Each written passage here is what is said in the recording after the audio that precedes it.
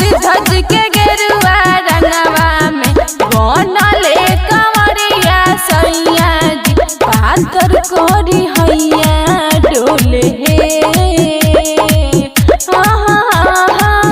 चलते डगरिया सबे बोले बम बोले कांवर लेके सैया डोले चलते डगरिया सबे बोले बम बोले कांवर लेके सैया डोले।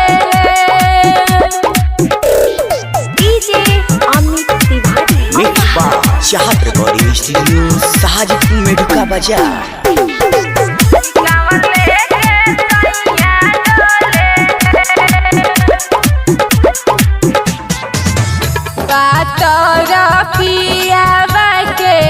पतरी कमरिया रेमा बड़ी नीक लागे देखी चलते हैं डगरिया रेमा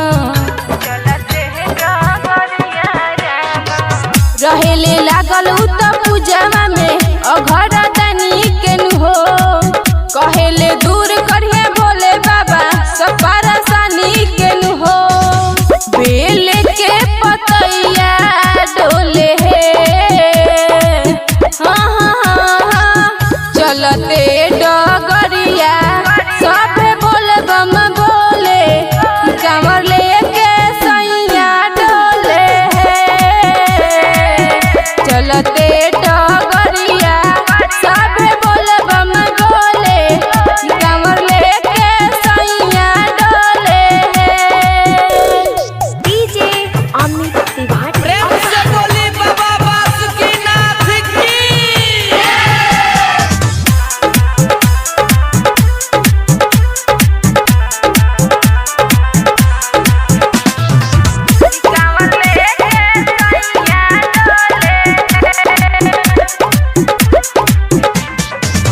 डीजे बाजा के सैया जल देवा घर बहरामा शिवजी के चरण में